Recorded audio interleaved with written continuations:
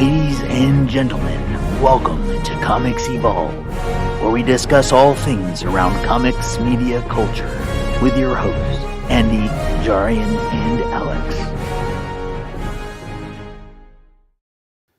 Welcome to Comics Evolve with myself, Jarian Gibson. And I'm Alex Straub. And let's see if our Facebook page is working today. It is not working, but I've already made a post saying if you don't see it, then go to one of our other locations. So we'll just roll with it while I'm still working through support while we're having problems with our Facebook page. But everywhere else should be working, including the recording for the podcast. So we're covered all of our bases. How you doing today, Alex?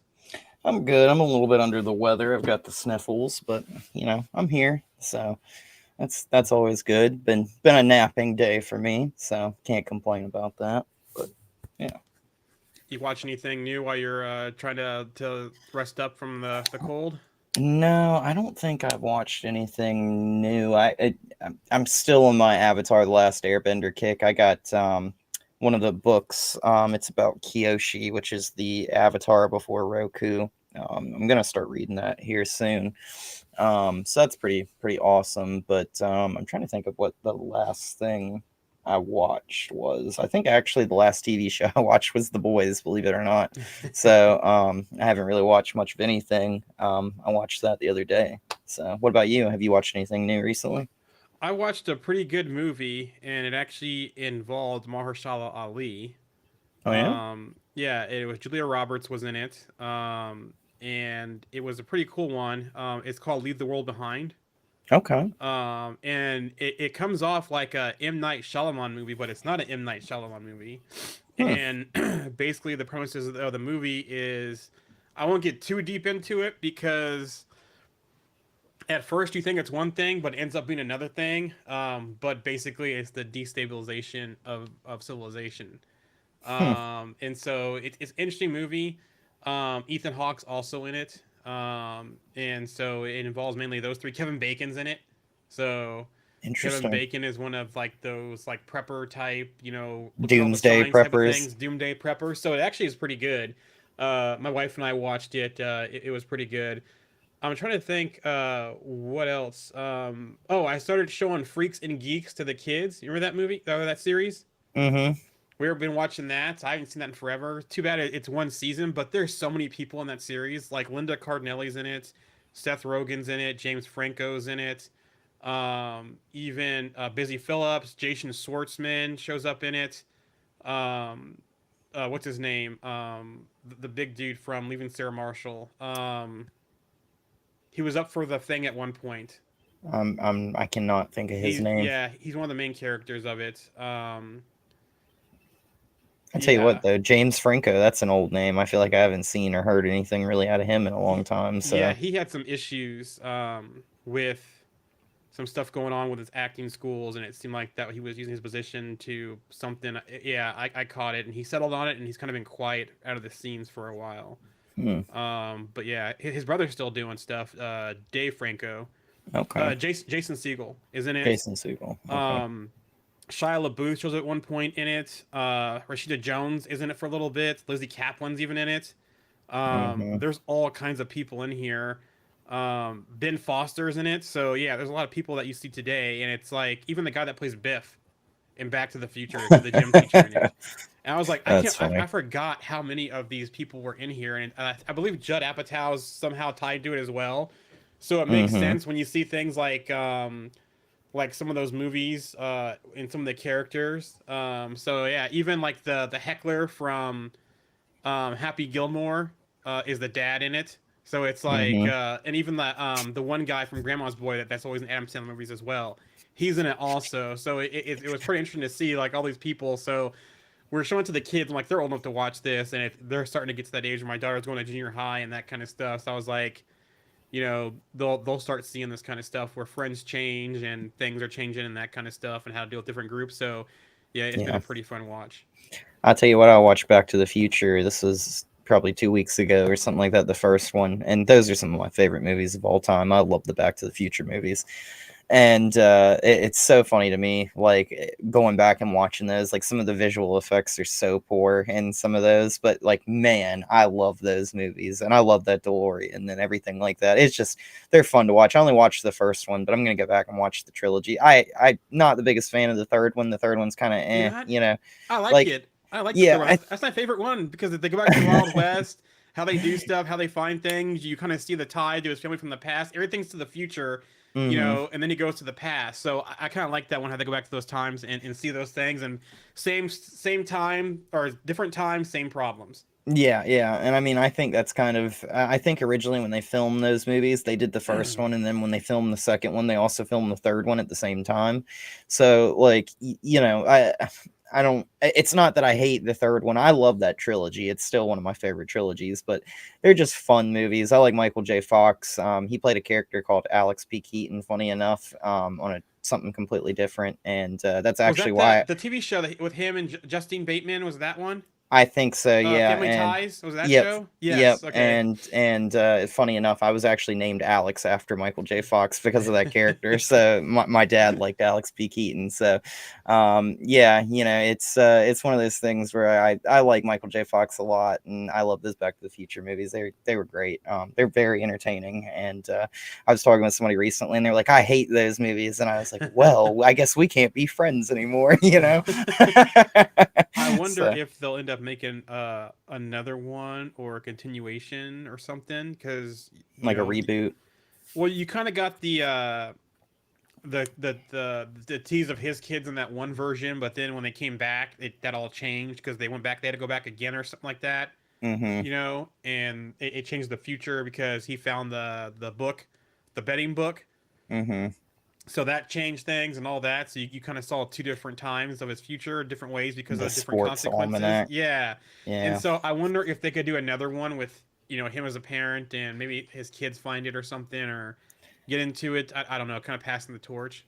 I think they did like a cartoon for it years ago, but I'm gonna be honest with you, I never really saw it. And funny enough, I don't know if you ever watched Rick and Morty. That's kind of like an off, like, Yeah. kind of shoot of it was kind of them making something that was meant to originally be like Back to the Future, and that's why Morty's called, you got Marty in Back to the Future, you got Morty and that, it's very funny, but that was just one thing that I think really inspired them to make that show, and I think that's why I liked Rick and Morty so much when that came out.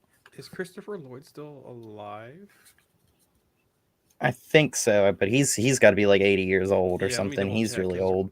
we're at that age where you never know with some of these actors. Yep, he's still alive. He's 85 years old.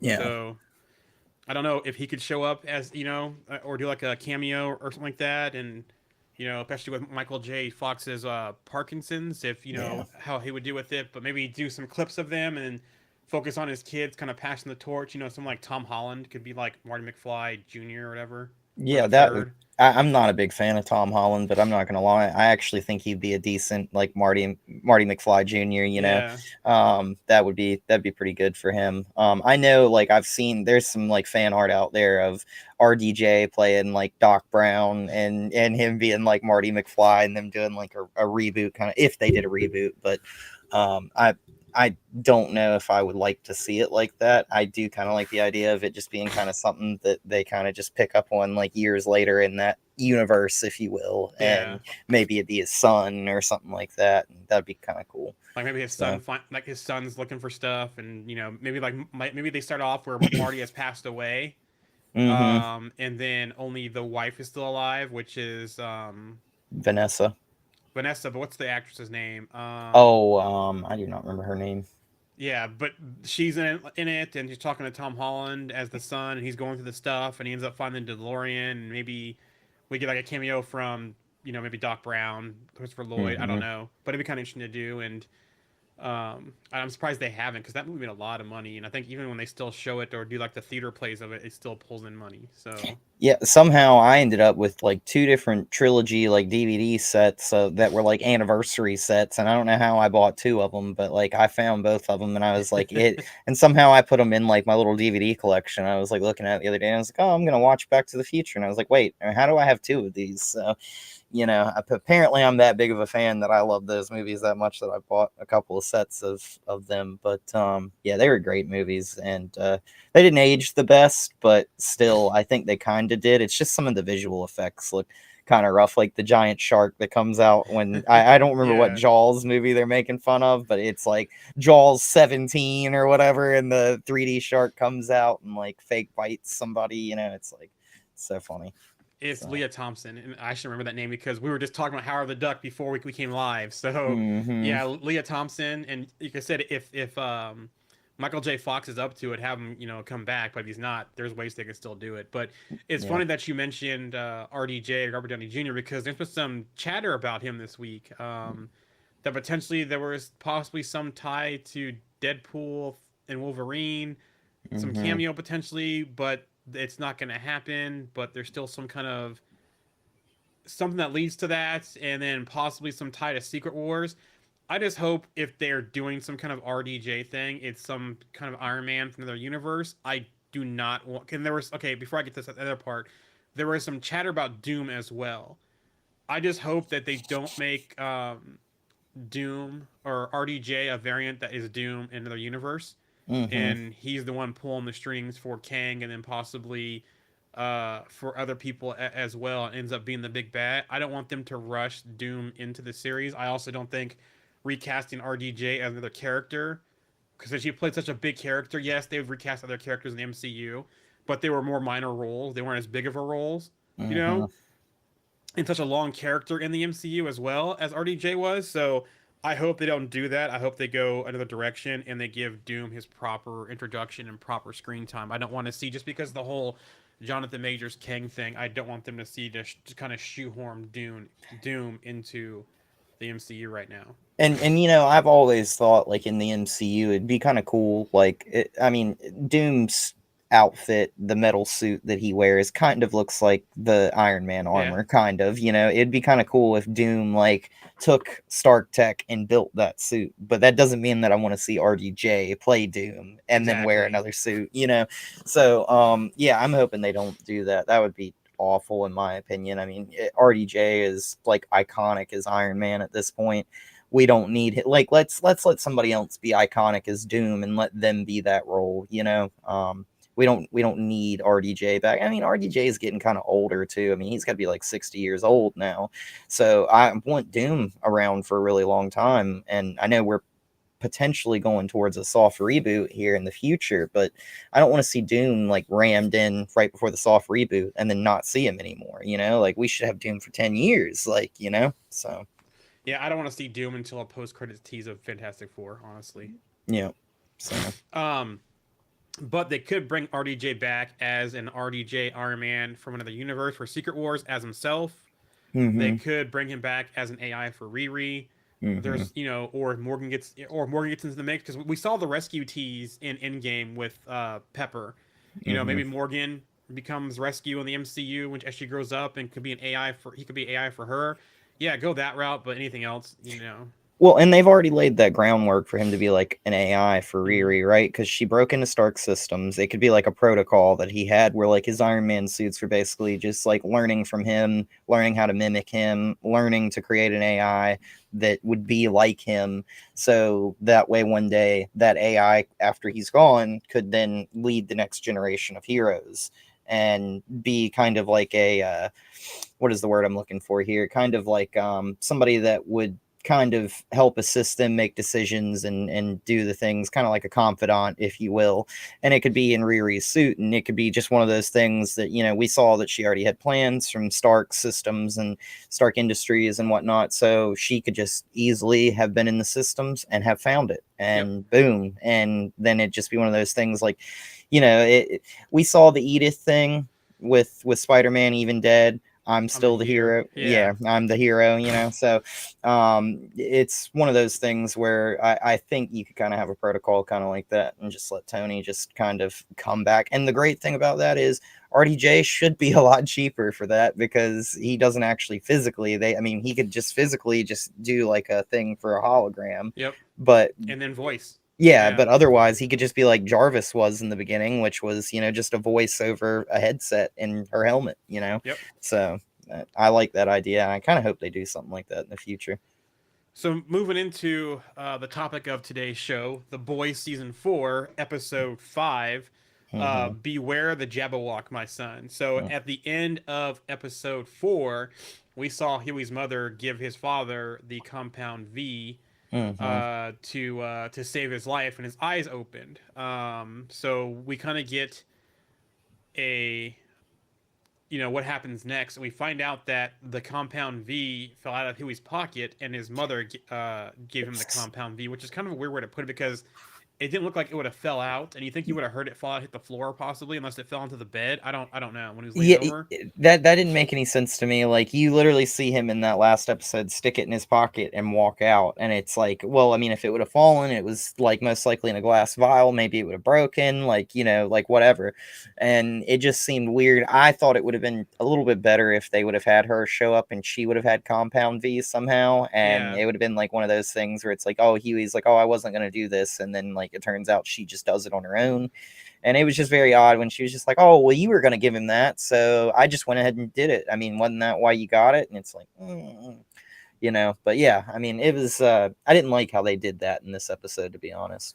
It was kind of sad to see too, because once he woke up, he was okay for a little bit, but then he started drifting back to when Huey was younger, when the mom left. He had that power, he could phase, but he couldn't control the phase, so he was just killing people, like took the guy's heart out or shut up the guy's bed, that kind of stuff. And then he kind of got into it where he was going after them because he didn't believe them. He was mad at the mother, didn't recognize older Huey. Huey kind of brought him back, and then they finally had to get him to calm down, and then finally put him down. That was kind of a heartbreaking part of this episode, seeing all that, we basically spent the whole episode with them trying to wrangle him up and figure out how to deal with him. And, we see him kind of jumping the gun here a little bit, but we do see him die at the end of this episode. And I don't know if they really needed to kill him off in this episode or anything like that, not that he was like a pivotal character or anything like that for the show.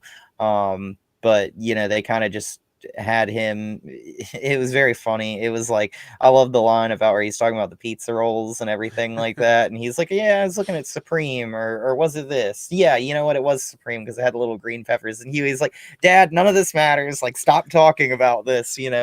And I think, like, seeing that, like, it was one of those things where seeing the mom come back, I feel like maybe we'll see her maybe start to kind of switch into like a parent role kind of for Huey now that his father's gone, because it seemed like he was ignoring his father for the most part, and he didn't even realize that he was in the hospital until like after it was kind of too late and he was brain dead. So yeah, and I mean, like, we see in this episode that those who take compound V that are not in a good state when they take it struggle. And I kind of imagine that maybe this is something that's maybe foreshadowing maybe a little something for Butcher.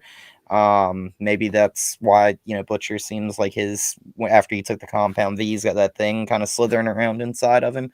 So maybe it's something similar to that they're kind of going to play on later on in the season. But yeah, just very sad to see. What's his name? Simon Pegg. Yeah, Simon Pegg. Yeah, Scotty in the new Star Trek series. Yeah, and I mean, Huey was based on him, so it's one of those things where obviously he was too old. If the show would have been made probably in the 90s, then he could have played that. I love that movie Shaun of the Dead. It's like one of my favorite zombie movies. Or what's the other one where they go to the beer? They have to get to the bar. It's called something else. But I know Shaun of the Dead. They have to go to the Winchester. But then there's another movie where they have to go like back to the bar, get to some bar or something like that. It's different from Shaun of the Dead. What's that movie? It's not Hot Fuzz, is it? The one where they're cops? No, with the cops. No, let me look this up real quick because it's gonna bother me now. What was it called? Because there was Shaun of the Dead, and he has the same friend that from Shaun of the Dead, The World's End. That's the other one. Kind of the same people and the same kind of cast. So you kind of have that, and then you have Hot Fuzz. So yeah. Yeah, he's a great actor though, and I like that guy. So I mean, it was nice to see him as Huey's father since that character was originally based on him. But I don't think we needed to lose him so far, but into the, or not so far into this season, but I would say just like so early on, that could have been something that, honestly, in my opinion, he could have probably stuck around until season 5, you know? Yeah. So, but yeah, anyways. And then yeah, I agree with you too that they kind of have made the transition over to his mother. It seems like they kind of bonded over this. He kind of found out more to the story than her just leaving. You know why she left, how her and his father were still in communication at times. Yeah. So I think that helped, and then them going through this definitely there's gonna be a bond. But I wonder if, because again she works for Vought in some kind of like natural health skin line type thing. So I Yeah. wonder if there's something else going on here with her that we don't know yet. Yeah, maybe she's like a double agent or something like that. Like she's trying Yeah. to find something out for the boys or something, you know. That would be interesting. Her timing was very odd. I get that she was like, I guess, the power of attorney for his Yes. father, but still, like, you know, it was one of those things where I guess maybe they couldn't get in contact with Huey, or he couldn't get in contact with Huey or whatever, so they just called, you know, the power of attorney, which was his former wife. So, but one of the saddest parts, I think, in that entire episode was when he kept on talking about going to Paris for the Da Vinci tour, and then when he dies, he's still talking about it, and it's like, yeah, we're all 3 gonna go, and then it's just like, yeah, but very sad episode on that front. So while we see one longtime character get killed off in this series, we're going to see a new longtime character return. So the return of Stan Edgar in the series. So, and it's an unlikely alliance, you would think, because basically, the Butcher and MM are going to him with a presidential pardon if they help him kill Newman. And information on to help them out. So they basically get him out with an ankle bracelet, and then he takes them to one of his secret location houses that he has. And so that was an interesting type of scenario. One of his best lines in this is when they show up and they're like, hey, so, you know, she's basically turned Zoe into a soup as well, and he's caught off guard about that.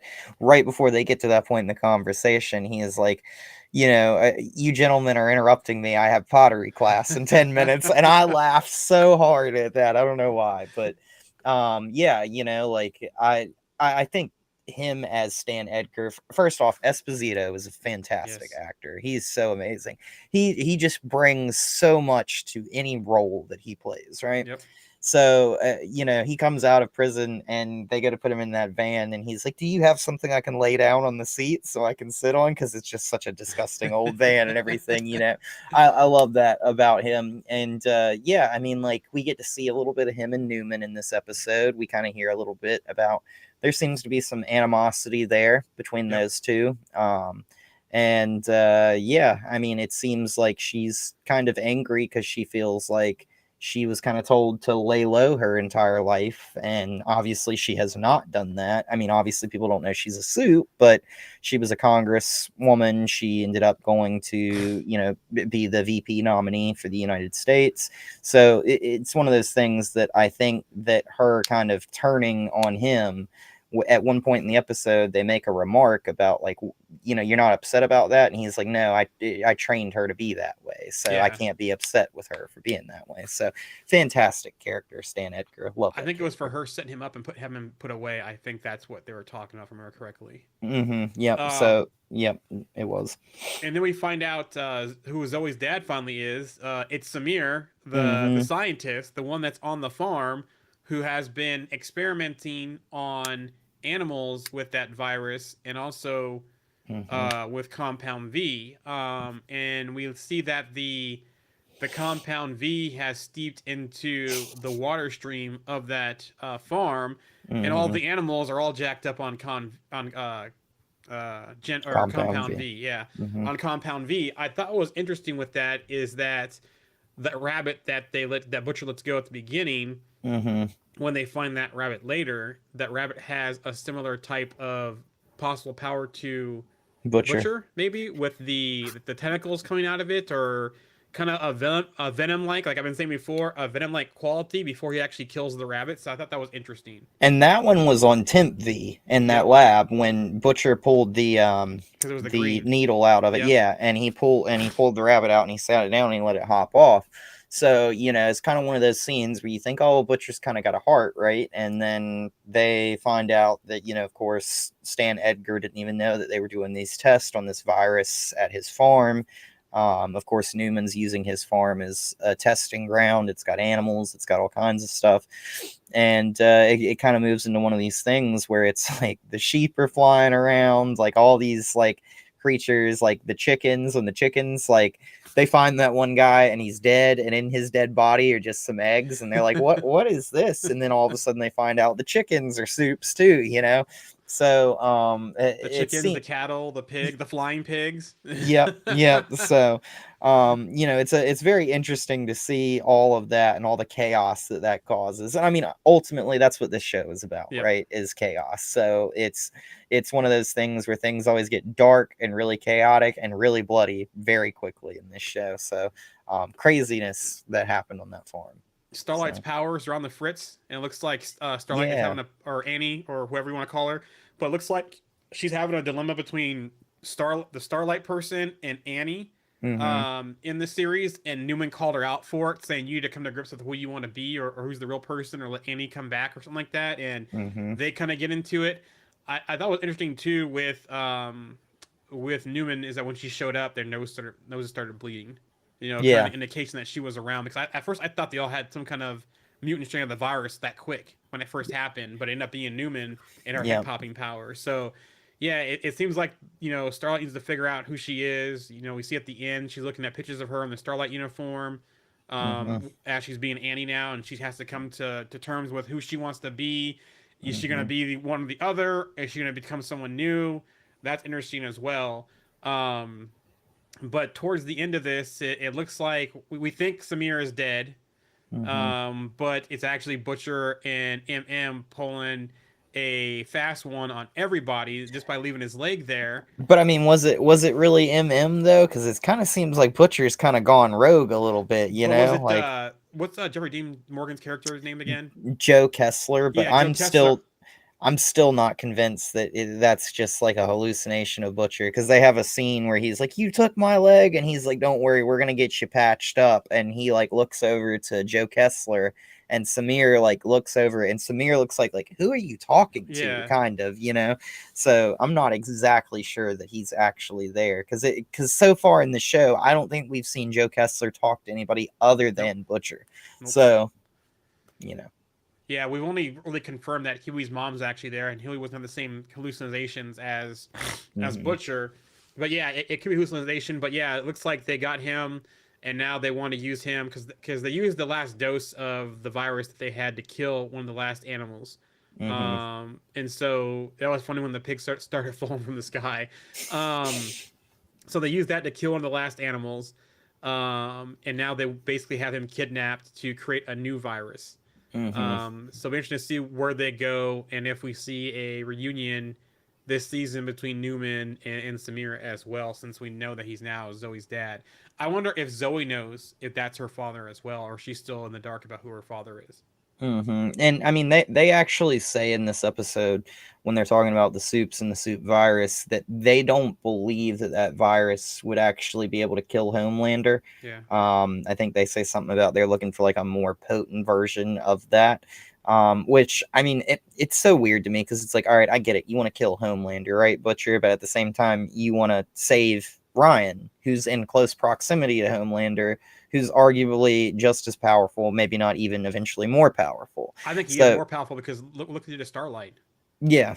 So I mean, he's naturally born. Are you talking about Stormfront when he? I'm sorry, Stormfront. Yes. Yeah. So, that's one of those things where it's like, arguably he is more powerful, but I don't know if that's going to save him from a virus or anything. But we know that virus is basically only transferred through fluids and things like that, and so that's why when they only have one dose, they wanted that one dose to stick Newman with, because they wanted to kill Newman. But now it's like, okay, which that ultimately brings into question, she's basically invincible. Like, is she going to be able to get poked by a needle, and take the virus? How are you going to make her drink it? Like, what are you going to do there? So I think kind of a very similar thing that seems to be a theme with like a lot of the heroes and villains in this. Well, I'll call them villains, but they're all supposed to be heroes, right, for Vought. But yeah, I mean, a lot of them have like pretty thick skin, so it's almost done by transmission in some way. So I would have been really curious to see how they would have moved forward with that if they could have done it that way with Newman. So Yeah, I think their only hope for Homelander is Ryan. Just for the fact that you saw when Homelander was blasting Stormfront when they were in a relationship, she healed pretty quickly. It wasn't a big deal. But then when Ryan did that huge blast on her because of his mom, we saw that took parts of her apart, and she basically wasn't a normal person anymore after that. So I definitely think Ryan's their ace in the hole, and this episode kind of took a turn with Ryan and Homelander, but I think at the end, if Homelander's anything to Butcher, or it comes down to Butcher or Homelander that Ryan has to pick between, I think Ryan is going to pick Butcher over Homelander. I think so too. And Homelander's we see him later on in this episode. He's having a discussion with Ryan, and they're talking about making this movie with him and all this kind of stuff. And he's just basically like, do you want to do this or not? And I think Homelander's kind of gotten to the point now where he's like, I've realized that I've been pointed in a direction and made to believe that like I'm being controlled for all this time when I don't have to be, when I never really was, and I don't want Ryan to feel that way. So he's kind of letting Ryan make his own choice. And I love that scene where the director's standing there and he's like, why don't you give him your black card? Like, give him your Amex. Like, oh, you know what? I'll just give you my wallet. How about that? You know what? He doesn't seem happy. Why don't you give him your Jaguar keys too? It's like, why does he need Jaguar keys? He can fly around anywhere. But yeah, I mean, like I thought that was really kind of funny. And then we see towards the end of this episode that he asked Ryan, what do you want to do? And he's like, well, I just want to help people. Yep. And then it's like him helping that girl, but then it gets a weird Homelander spin on it where it's like he's happy watching somebody being tortured or being beat to death, basically, because like the girl just keeps on hitting the director over and over and over again. And it's going to be one of those moments where obviously, I think we've kind of all come to this realization it's going to be a Butcher versus Homelander kind of thing for Ryan. Which way is he going to go? I think obviously he'll probably go to Butcher once he realizes that, Homelander can be a bit cynical, unfortunately, So. Yeah, it almost seemed like that Homelander going back to where he was raised pretty much took the last barrier that was holding Homelander back away. Because even before Homelander went to that, Homelander, yes, he took control of Vought, and he relegated down Ashley to just like their errand person type of person, not really in control anymore. But he still had some boundaries, a wall he was hitting before he actually let completely loose. And it seems like after going back to where he was raised, and the doctor telling him it's like, we mind controlled you basically. You could have left any time. Now it's the point where like, okay, like he said, I was raised this way. I'm not going to raise Ryan that way and let Ryan do what he wants. So that was interesting. The last thing too, before we get to like the whole VoughtCon stuff, the last thing about the farm at the end of the episode, Edgar's going back because basically he can't fulfill the terms of the deal for a presidential pardon. We see Newman take out the Secret Service person, I think, or because it looked like a guy in a suit, so I think it was like an official like agent or something like that. But yeah, we see her take him out and get Stan Edgar at the car. So I wonder what that's going to lead to. Is she going to help him get out into hiding? Is there going to be some kind of ploy here for Stan Edgar to retake Vought Industries, maybe? But so that was interesting as well.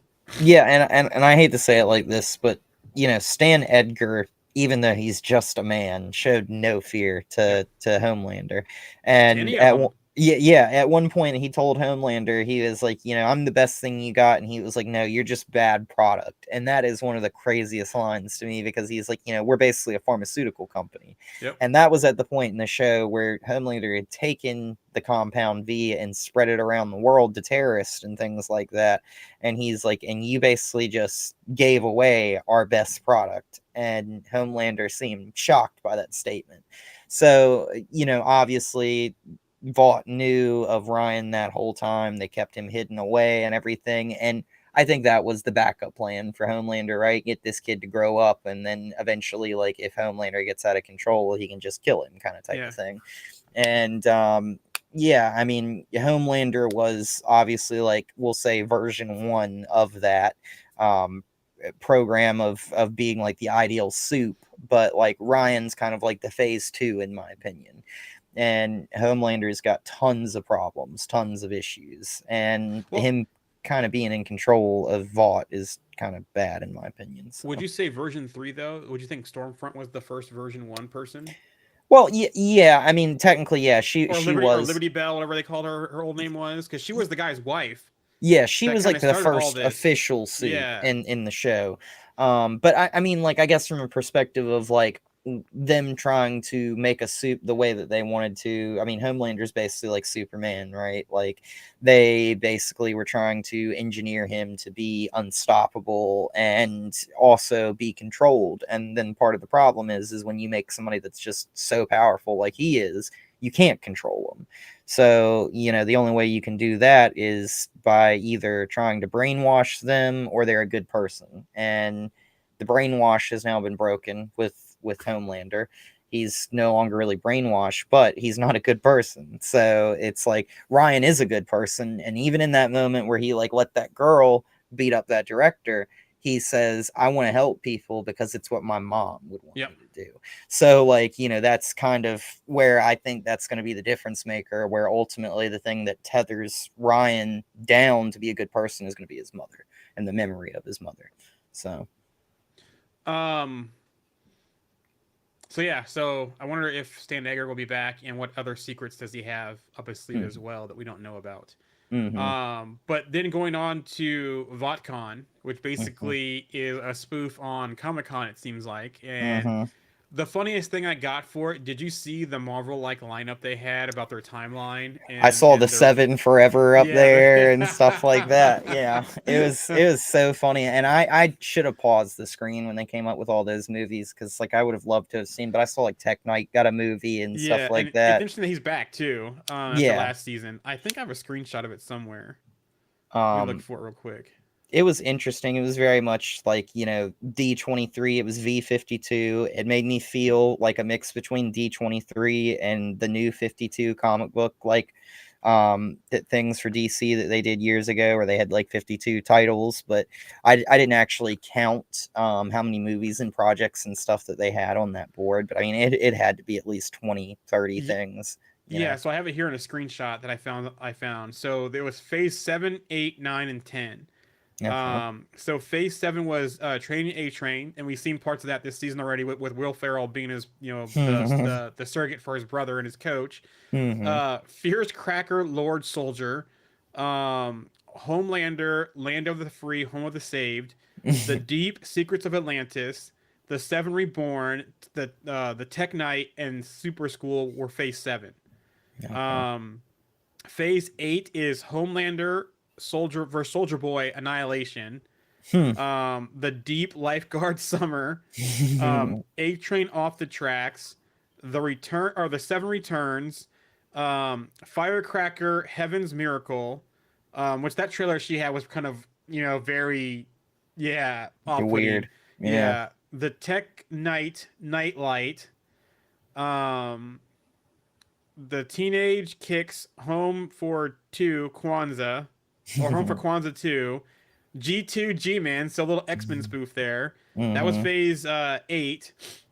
Phase 9 is Double Standard, Homelander, Justice Served, Black Noir, Back to Handy 3, is that what it says?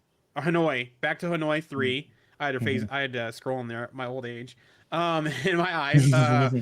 The Deep, Gods and Dolphins. Let me see. A-Train, Into the Multiverse. Probably trying to spoof on the Flash there and going into the Speed Force. The Seven Forever. Firecracker, God Help Me. A Dark and Stormy Night. Teenage Kicks, Ditch Day. G3, G-Man. That was Phase 9. And finally, Phase 10. Firecrackers, A Christmas Wish.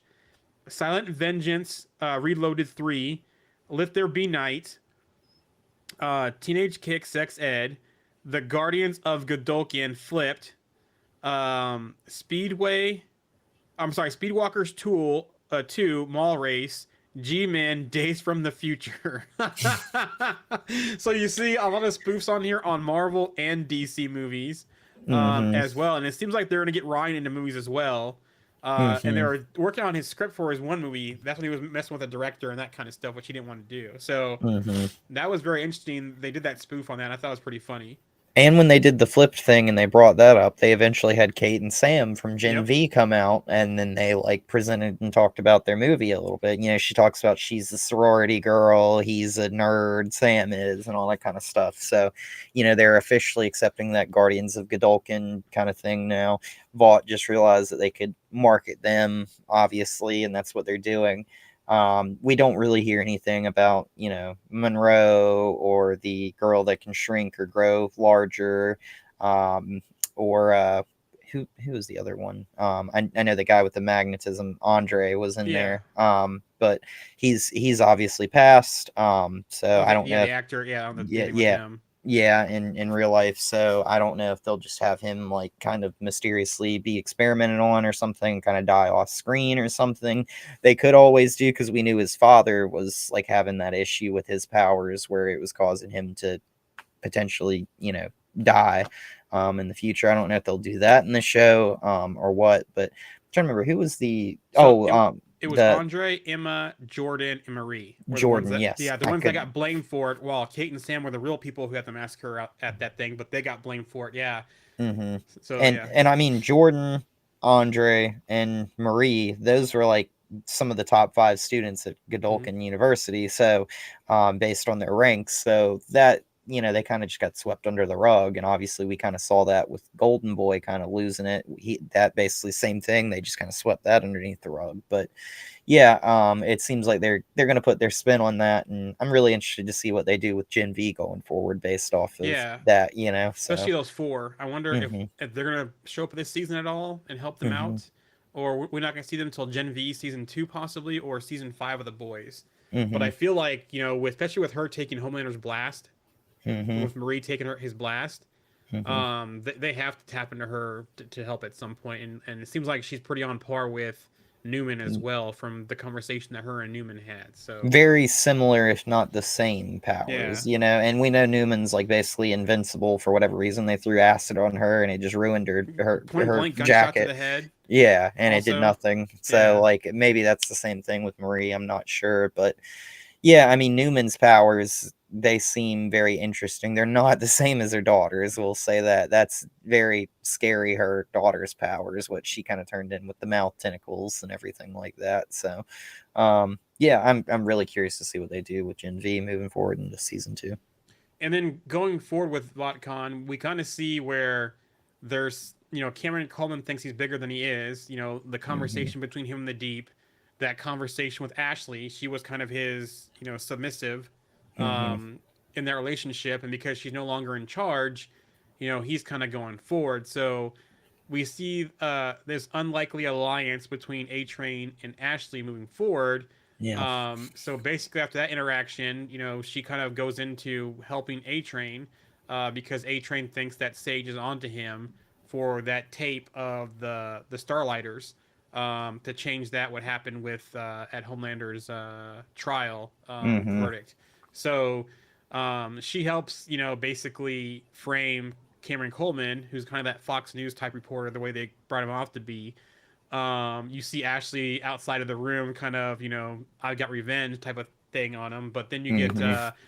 that Homelander speech to basically the 7 plus the 2 Guardians of Godolkin as well, telling them basically we're at war. You're no longer beloved celebrities. You're wrathful gods.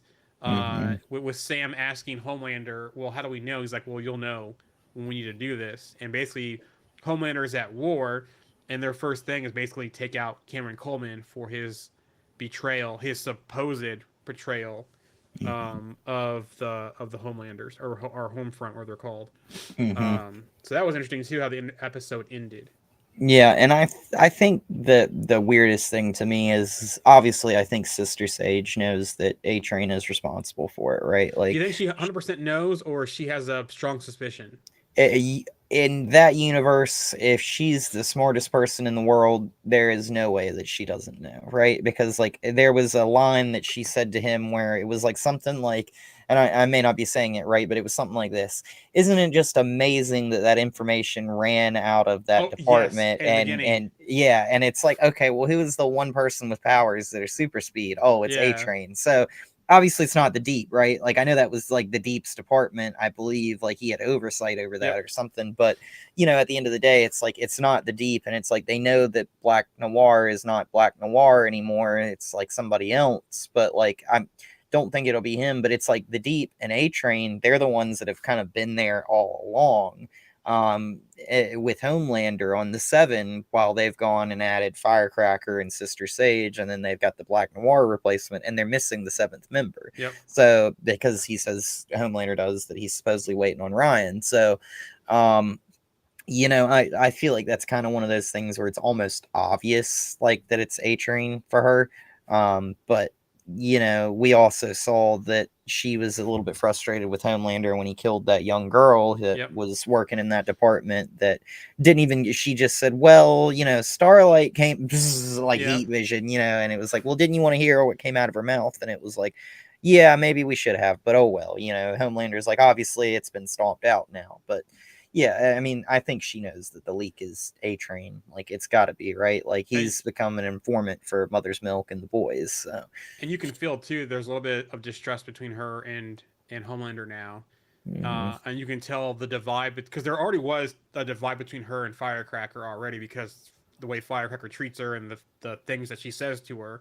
And you can tell that divide between her and Sage and Firecracker is growing because there were a couple of things I think said this episode too as well, or just some of the looks also. So it does seem like that. I don't know. I think Sister Sage is kind of playing possibly the long game here, and manipulating multiple people in this thing because I think the whole thing between her and Deep are also something that can extremely manipulate because now that he knows that when she doesn't have a lobotomy, she's her, but when she does, she's more susceptible to him. So I wonder if she's doing that to kind of control him as well.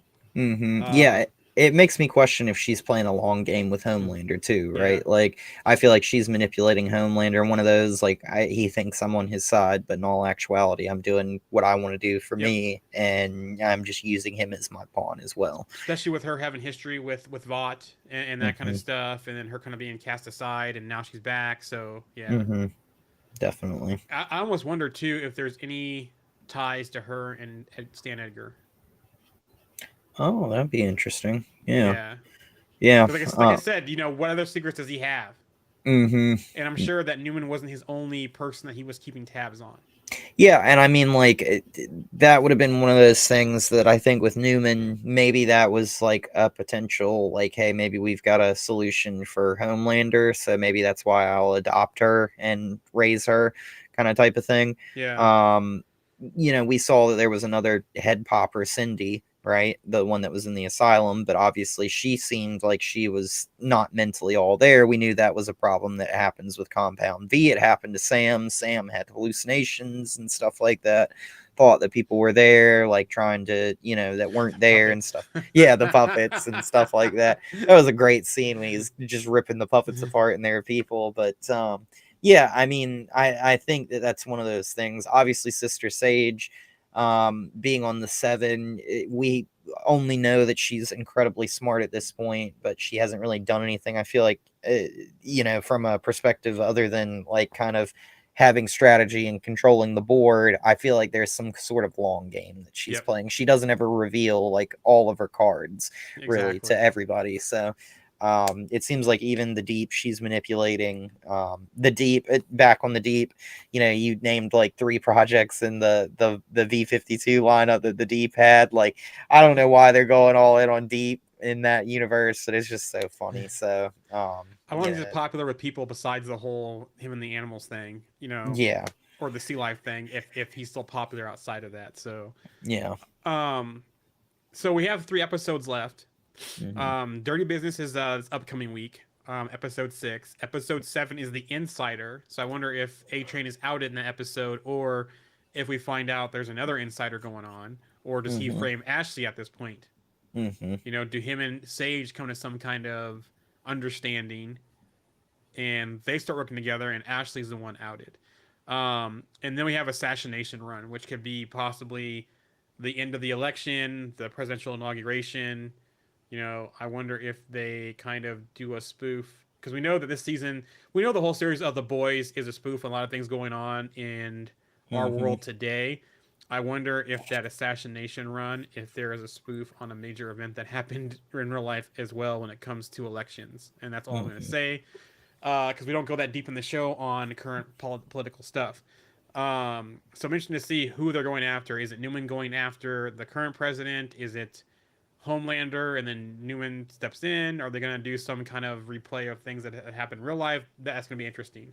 Yeah, you know that great scene in the comics where it's like Homelander standing in front of the White House and it's got all the soups like flying above it and stuff like that. They need to do that, and they need to have Butcher and Ryan. Like Homelander somehow tries to take the White House or something, and then Butcher gets killed by Homelander finally, and then Ryan lose it and kill Homelander. That would be awesome if they Yes. did something like that, in season 5. And I hope they wait and do that in the finale, kind of type of deal. Really wrap up this show.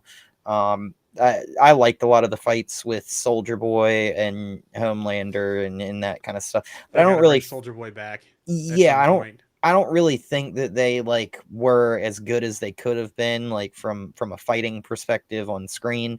So I would really like to see them really just go all out in season 5. Like, a lot of this show is like very bloody and Yep. very sexual at times and stuff like that.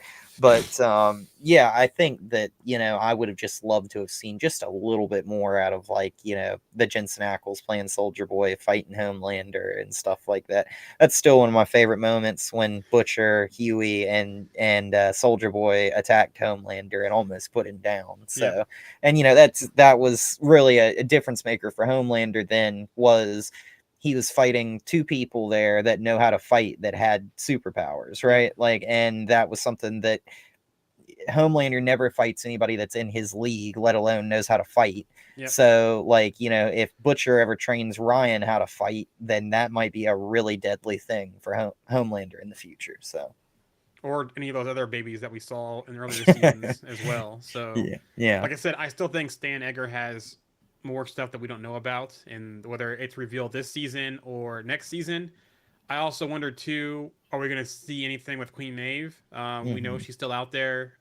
We know that she was pretty strong as well. Mm-hmm.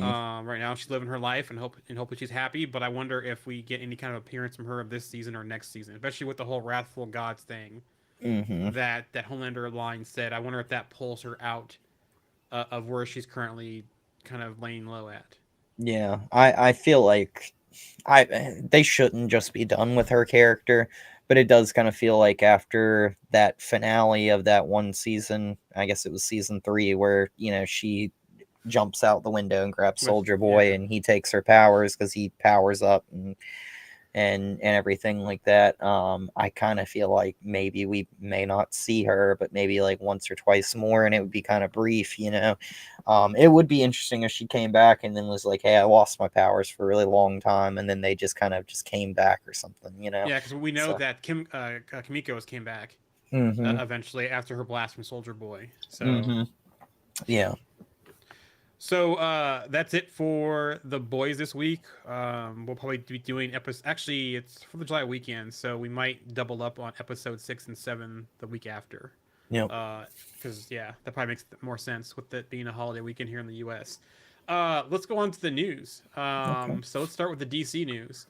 Lanterns. Via Variety, HBO has officially picked up Lanterns, the first live-action series created expressly for DC Studios under co-chairman, co-CEOs James Gunn and Peter Safran.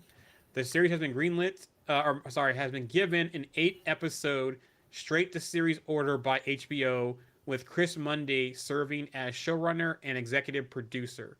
Damian Lindelof and Tom King as co-writers. The 8-episode drama follows new recruit John Stewart and Lantern legend Hal Jordan, two intergalactic cops drawn into a dark, Earth-based mystery as they investigate a murder in the American heartland. Now, this is exactly what we wanted to see with, that buddy cop movie that we wanted to see with Star-Lord and Nova. But it looks like we're getting that with Jon Stewart and Hal Jordan instead. Mm-hmm. Yeah, which I mean, so overdue on having John Stewart. Love John Stewart. He is one of my favorite Green Lanterns. Really stoked about this Lantern series. It was going to be 8 episodes, right? Yep. Um, 8 episodes on HBO. Yep. So, I'm not the biggest fan of Hal Jordan, but I think he's one of the most popular, most well-known Green Lanterns like Yeah. ever. Obviously we've got Guy Garner. Nathan Fillion is going to be that. I think he's going to be appearing in the new Superman movie. It's been mentioned, so I'm sure he'll make his appearance in the Lantern series. With those three, I'm hoping that show.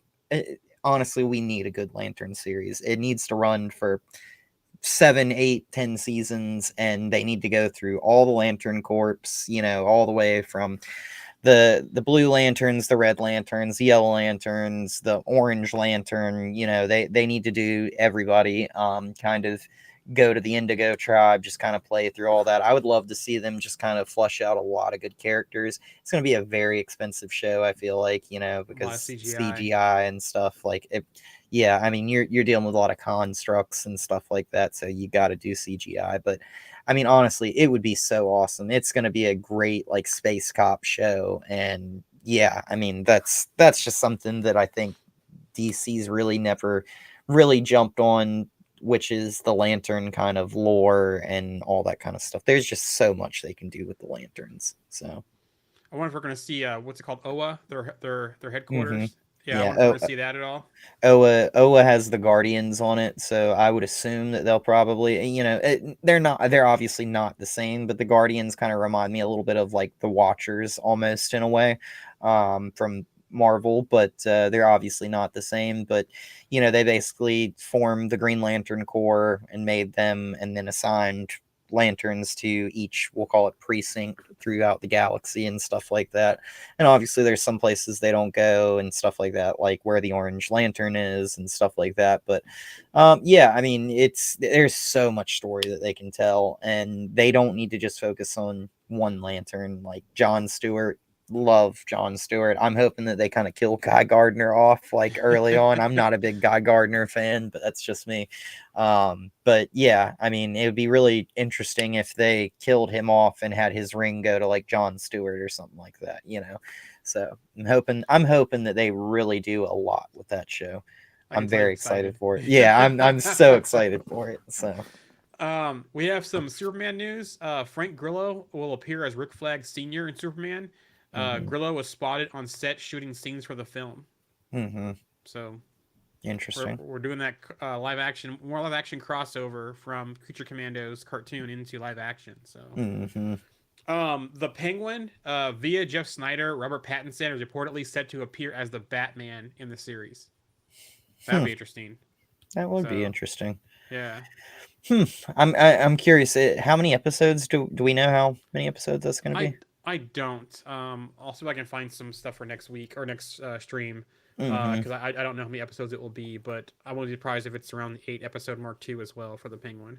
I mean, obviously that movie, the Batman movie, was very grounded, but I think this is going to be a very grounded show, right? Like this is going to be kind of like the mob war in Gotham between the Penguin and others, and with there being like a power vacuum and people trying to fill that after that first movie. So it'd be really cool to see what they do with that. I know that's not really technically in James Gunn's universe. It's kind of off on its own, but I hope they continue to do more with the Penguin. Yeah, DC Elseworlds. So I'm hoping that like they kind of like we get that second Batman movie, and then they continue to make maybe like more of that, because honestly, that's a great universe. I love the Matt Reeves stuff. Yes. I love that first movie. So I just hope they go forward with it, to be honest. I'm not saying that Robert Pattinson is my favorite Batman, but that movie is my favorite Batman Yeah. movie. Yeah, I mean, I think he's my favorite Batman. I wasn't a big fan of Bale personally. I like those movies, but I don't really like Christian Bale as Batman. I don't really like Michael Keaton as Batman. I think Pattinson did a great job with that. I'm curious to see what they do with that second movie. I'm really looking forward to that. With the Riddler and the Joker and who else they bring in. Yeah, So and I mean, like, first time ever, I feel like, in a Batman movie where we get the Joker teased, and then we don't really get to see much of him, and we don't really get to hear much out of him, and it was like a very brief thing. So it's like, obviously, I think the Joker's coming. It's just we don't know when we'll actually get the Joker at this point. I wonder if we're going to see a Poison Ivy in that universe or a Harley Quinn in that Hmm. universe. I wonder, I'm mixed on seeing Bane again. We've seen Bane Hmm. twice already in a Batman movie in Batman movies. He was in the Hmm. Clooney one, Hmm. and he was in the Bale one. Hmm. I did like Tom Hardy's portrayal of Bane.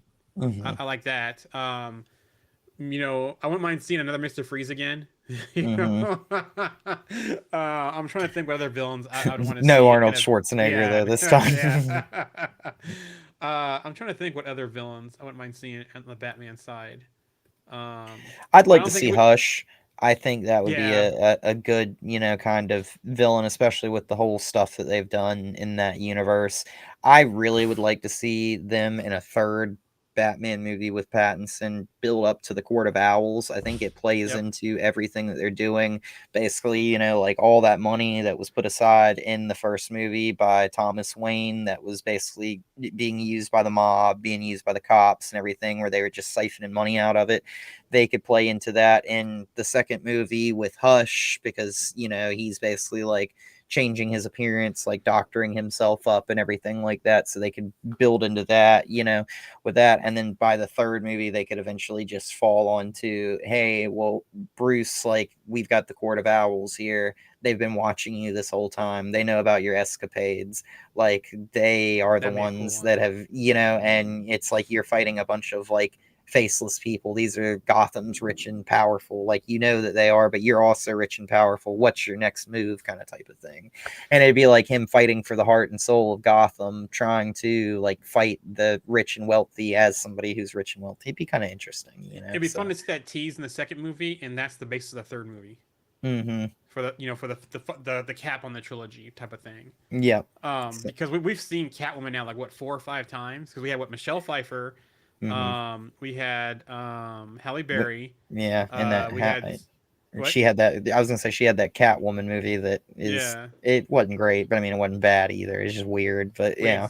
Zoe Kravitz in the Pattinson movie last movie, Mm-hmm. and then we had in the Bale series we had what's the actress name? I'm forgetting her name.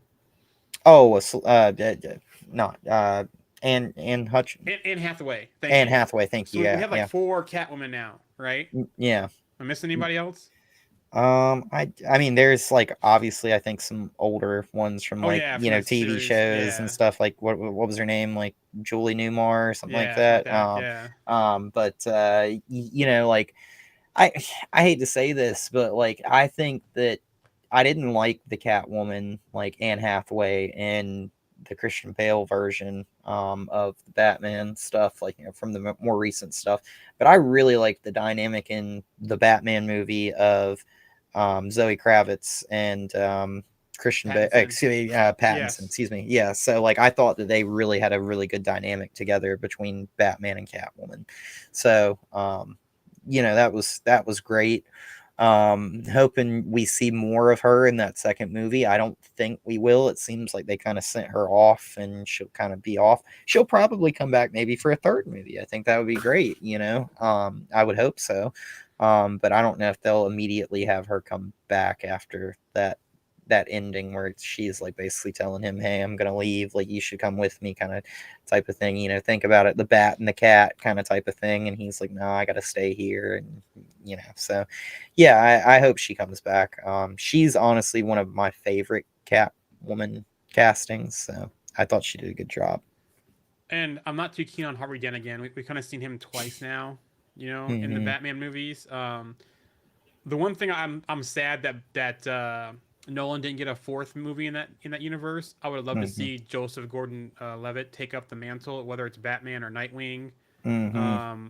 I would love to see a fourth movie on that and the rebuild of Gotham after what happened with Bane and um, uh, the League of Shadows. Hmm. But I also wouldn't mind seeing in this new Pattinson series if they kind of do a Robin or a Nightwing in Hmm. this series as well.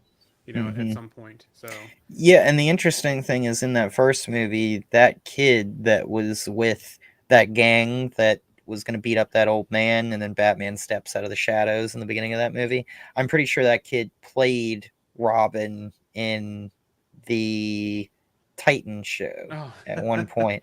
So very funny there. Very weird how they did that, but yeah, I hope that they build up to that. I know that they're talking about it in the DCU, not in the elsewhere or Elseworld stuff, but they're talking about in the DCU potentially doing like a Batman and Damian Wayne kind of type of thing, which is that be the Brave and the Bold one, possibly?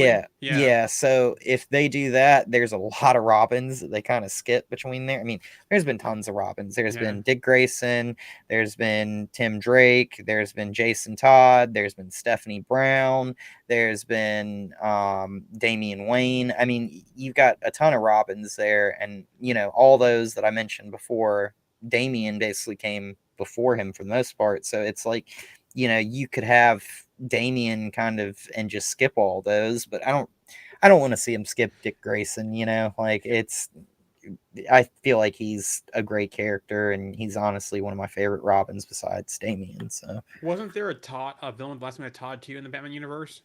Yeah, I mean, so Jason Todd becomes Red Hood.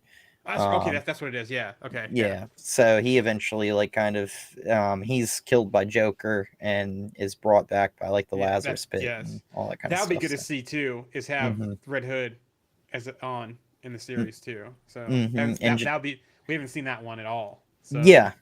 And funny enough, you got Jensen Ackles that voices Batman in a lot of animated stuff that people do want to be Batman. I would like him to be Batman, just to be honest. But he also voiced Red Hood at one time in some of the animated stuff. So it's very interesting. But don't steal Ackles from me. I know it's never going to happen, but I've always wanted Jensen Ackles. Well, actually, Jensen Ackles, I wanted in Marvel in something. I just didn't know what until I saw him as Soldier Boy. And then as Soldier Boy, I'm just like, you know what? He would play the perfect Tony Masters in the MCU if they ever did Tony Masters properly and did, went away from the Taskmaster Protocol and Antonio and all that kind of stuff. But, before him, I always wanted to be Jeffrey Dean Morgan. I was like, you know what? You combine, what's to do with the Negan? You combine Negan. You combine his character from Watchmen. And you combine his character from Rampage into one person, that would be a great Tony Masters as well with Jeffrey Dean Morgan. He's old enough too to where if they made him older in the MCU, that JDR could still play it, but I'm not going to go down that rabbit hole again. I mean, you put the mask on, right? Like it's like you just have somebody else do, all the other stuff. Well, even if you show him as a shield person where he injects himself in one of the runs. I think it's the latest run when they show him. He kind of looks older in that series, so you could even have him play, do some stuff from that series of the older of an older Taskmaster as well. Remind me next episode too, next stream, to show you the statue that I got. So a buddy of mine saw it in a comic store in Omaha, and last time I went to Omaha, I finally got it from him. I got to show you this Taskmaster statue that I got now. Awesome. Yeah. So funny enough, just throwing this out there about Jensen Ackles. I think you've watched some of Supernatural, haven't you? I've watched parts of it, but guess what? I put it in my Netflix list, and I'm going to watch it from the beginning because I've only seen bits and pieces. I never watched all of it. And so I'm going to watch that. I'm actually going to watch that before I watch Lost. Because both that and Lost are in my list. So I'm going to watch Supernatural like a season at a time first. It's going to take forever. I think some of the seasons are 23 episodes, 15 seasons. But Jeffrey Dean Morgan is Jensen Ackles' father in that, which is very cool. And he was also Thomas Wayne, Jeffrey Dean Morgan, and The Bale. So, or was it in the Affleck? Was he Affleck's? Oh, Affleck, you're right. Yeah. Bale, so Affleck. him and Maggie, I think her name's Lauren Cohen from Walking Dead. Yeah. So two Walking Dead actors were Thomas and Martha Wayne. So interestingly, I find that funny. So I would love to see Jensen Ackles be Batman, but then they also in Supernatural, they have an episode where he gets a lucky rabbit's foot and everything's going Dean's way, and he throws a remote at somebody and hits them in the head and it knocks them out or something. And he looks at the camera and he goes, "I'm Batman." And so I just think about that every time. I think of him like playing Batman. So I would love to see Jensen Ackles as Batman or something. I mean, obviously, I can't get enough of him. I love him as an actor. And he's one of my favorite actors, right up there with RDJ. But yeah, I'll take him anywhere. Taskmaster, Batman, I don't care. You know, it will So, be great too. So I'll say one more thing about Taskmaster, and I'll move on to the Star Wars news. mhm, But the first Deadpool movie, mhm, Jinx's character or Ajax, no, Ajax. Ajax has Francis. That was mhm. supposed to be Taskmaster, but Fox didn't have the rights to it, so that's why they have Ajax slash Francis because they couldn't get Taskmaster. Now think about Ackles versus Ryan Reynolds, or them in some movie together being Deadpool and Taskmaster. That would be cool. That would be Yeah. awesome. That'd be really awesome. So, anyways, moving on. Star Wars news. Andor, director Alonso Ruiz Palacios. I'm sorry I butchered that. Reveals that Ben Mendelsohn will be in season 2. Okay. So, Hmm. um, Interesting. yep, the Solo Ray film that's coming up for Star Wars Universe via Mhm. Daniel RPK. The Solo Ray movie will begin filming this September. Lucasfilm is currently casting for her 2 students and the villain. So Interesting. that's be interesting. On to Marvel news. Well, MCU news because Star Wars is Marvel. Finkel Einhorn. Brave New World. There's a rumor that Giancarlo Esposito will be playing a version of Bushman. Hmm. Which, if you see the descriptions they have out there about him Mhm. and that kind of stuff, it does kind of line up. Even though they say it'll be a new character, it could be a new spin on Bushman as well. Mm-hmm. It's just sad because I feel like it's gonna be a one and done for him, right? Like, you know, and he's a great actor, and it's like so many people wanted Esposito in, you know, so many different roles in the MCU, and it's like we get him in a role like that. And he's such a fantastic actor, you know. Remind me of Luke Cage. Was that Bushman or Bushmaster? The one Mm, Jamaican guy, the voodoo guy. I think it was Bushmaster, wasn't it? Okay, I got to look that up now. So I was like, do we already have that? I never finished the Luke Cage show, to be honest. I don't know why, but like I struggled to finish. It was Bushmaster. So sorry, my Yeah, bad. yeah. I struggled to finish that show. I don't know why, but I watched Iron Fist like 3 times, and I think it's because the first time I watched it, I was like, "This is not that good," but I'm gonna keep watching it. And then I like watched it all the way through the second or third season whenever it was done, and then I was like, you know what, I'm gonna give this another try at some point. I was like, because I didn't really like the actor that played Danny Rand, and yeah, I mean, like I went back, watched it again, watched it a third time, and yeah, obviously I've watched that Daredevil show a dozen times through, you know, but that and Jessica Jones, I used to could watch those on repeat. Jessica Jones was great. I can't Love wait Jessica for Kristen Jones. Ritter to come back. Yeah, she was good. I'm Yeah. hoping that they kind of continue that stuff very similar for her, that kind of same universe kind of type of thing. I hated God, what was I do not remember. Trisha's name is Hellcat. Yeah. Is that her name? I think. Yeah. In comics. But yeah, I didn't really like what they did with Trish in that show. I thought it was kind of weird, you know. But yeah, Jessica Jones was great. Her and the Purple Man in that first season was one of the strongest Marvel Netflix, Kilgrave? I think, seasons. Or Kilgrave, yeah, excuse me. Yeah, but his name is the Purple Man, is what they call him as well. But yeah, I mean, he was a great villain, and he would kill me because I love that scene where he gets mad at somebody in the park and he's like, throw that hot coffee in your face, or just wham, just throws coffee in their face. So yeah, great villain and crazy villain. So I'm hoping that we see more of what is her name? Jessica Ritter. Kristen Ritter. Or Kristen Ritter, thank you. Yes. Yeah, so I'm hoping we see more of Kristen Ritter in the future. Namor news via Daniel RPK. A Namor project is currently in the works at Marvel Studios. I don't know if this will be a series or a movie. But yeah, I want to see more Namor. I loved his portrayal in the MCU and Wakanda Forever, and it seems like all that chatter, whatever happened with Tenoch Huerta, that chatter has gone away. You haven't heard anything else about it, so. Yeah, I want to see him back, you know, pending anything else that's going on, but I'd love to see him back as Namor. And I loved how the ending of Wakanda Forever, with the whole him saying, kind of playing the the cards there between him and Shuri and that kind of stuff, and the whole thing on the wall that he was drawing. So Yeah, I mean the Wakandans better be happy that that fight ended when it did, because they were about to get torn up by those Atlanteans. They were like backed into a corner at the end of that movie it was when game over. when Namor and Shuri kind of like came to an agreement and then stopped the fight. So Yep. yeah, very very interesting. I'd be curious to see what they do moving forward with I, Namor. I still feel like that was a test. The whole thing was a test to see if he had a land ally that he could trust, and that was as powerful, or that could be on their level. I still feel like the whole thing was a test. So, One of those like, hey, like our commonality is vibranium, basically. Like, we're from the ocean, you're from the land. We're the only two people that have vibranium. Like, can we be friends? Kind of Yep. type of thing. Yeah. And can we keep it out of hands of people like Val or other people as well? So. Speaking of Wakanda, Eyes of Wakanda, via Daniel RPK, Achilles will make his MCU debut in Eyes of Wakanda. The series will have multiple Greek gods in it, which makes sense because we saw the whole pantheon of the gods in Love and Thunder.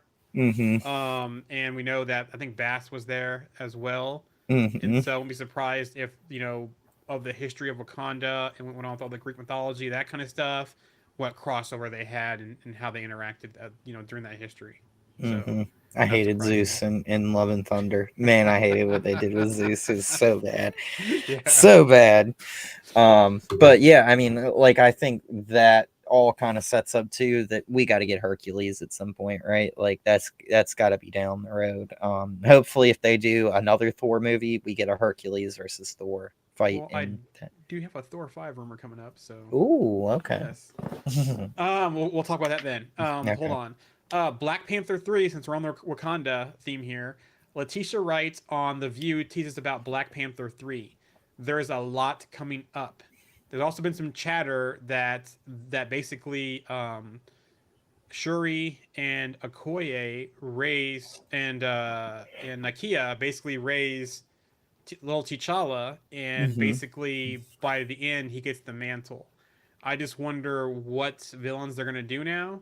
Are they going to do another internal conflict? Maybe we get full Manape with M'Baku possibly, or what other conflict can they do?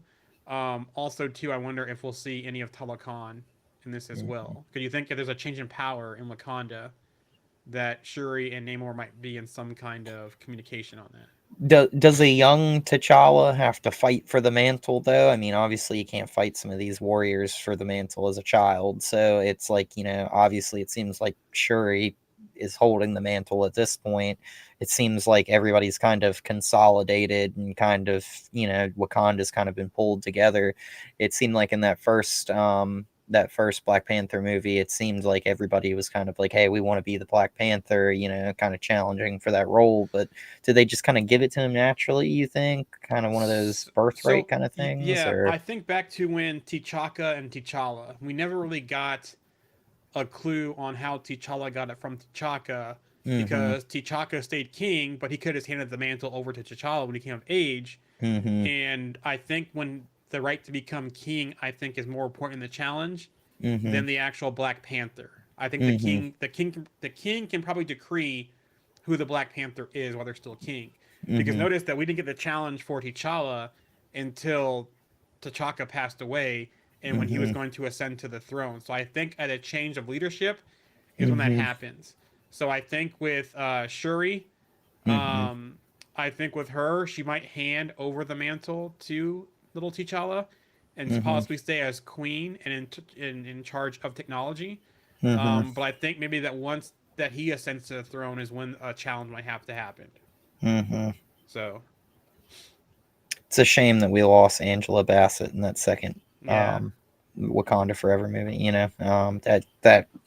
She was such a phenomenal actress, and she's great. Yeah, and she in AHS plays the Voodoo Queen. And just like, man, like, she was phenomenal in that role. And I see like a very similar kind of typecast there with her in the Wakanda Forever and in the Black Panther movie. But man, I didn't want to see her go. Like, she is one hell of an actor. So, she's phenomenal in anything she plays in.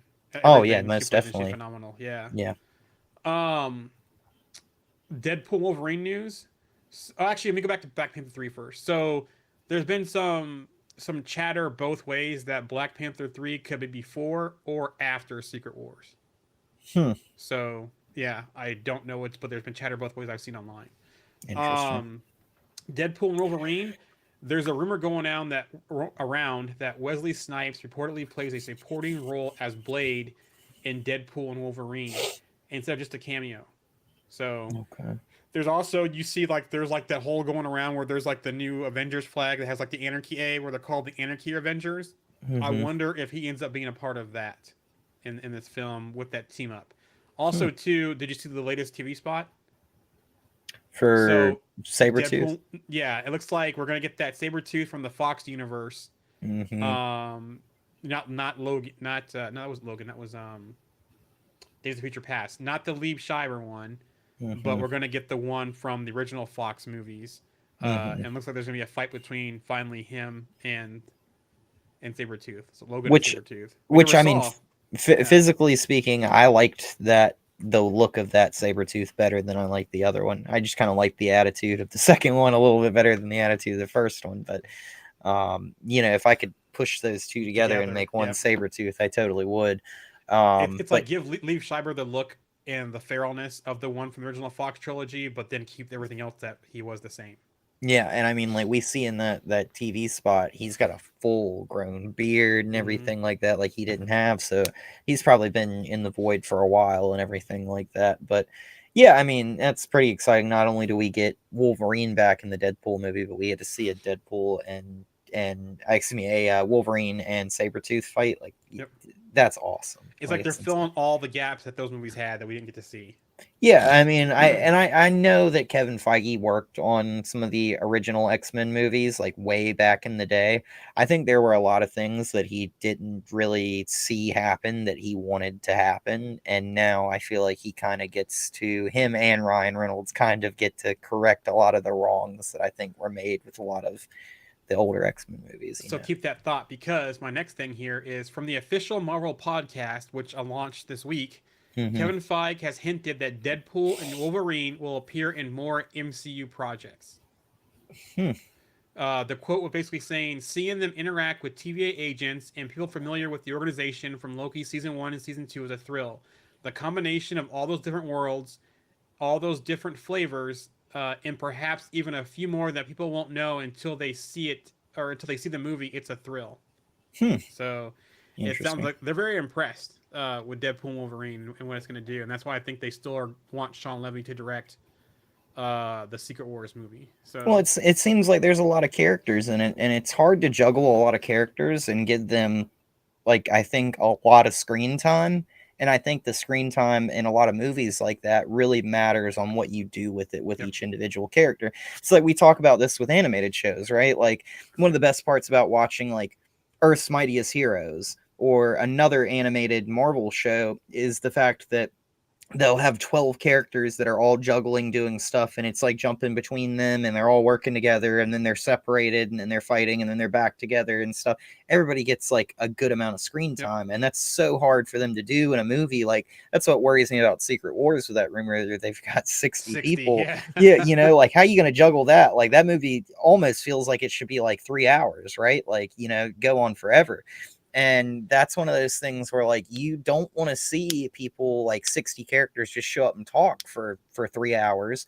You want to see them all fight, and that's why like that in-game battle is so, I guess, incredible. Is even though there's like some little mistakes and some little things that they, this person was standing here and then they were over here or something that are a little bit odd and stuff like that in that final battle, it's so hard to like choreograph and get all that right where you've got so many people that show up all at once and are fighting. And so for them to do what it seems like they're doing with this Deadpool movie where they've got all these old characters and all this kind of stuff, they've got the TVA, Sabretooth, Toad, Cassandra Nova, they've got all these different mutants that are going to appear, Pyro, stuff like that. Like it's got to be, if Marvel is this happy, they've got to have done really well with this yep. movie, with sharing that screen time with everybody.